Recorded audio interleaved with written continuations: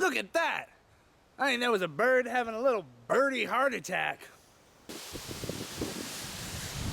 Now, that was a plane falling out of the sky. Nah, that was much too small to be a plane. Perspective!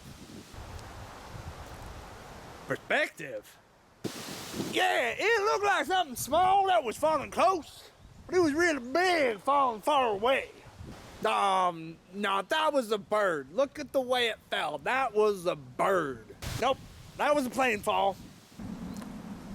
Nah, that was a bird fall.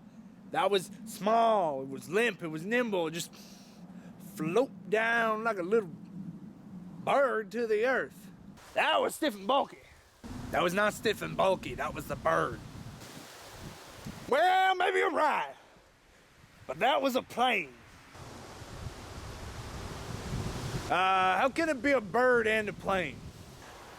Yeah, it's simple.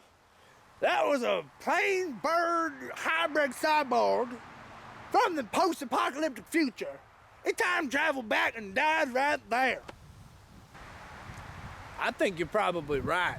That thing was probably wounded in the Million Years War that's coming in the far future, and it decided to use its last moments to travel back in time here to warn us of our impending doom in hopes of changing the time streams, but the travel was too much for its already depleting mortality, and it died in the sky right there, and it fell to the ground. No doubt. Hey, look! Superman's falling out of the sky! Oh No! Superman! No! That wasn't Superman!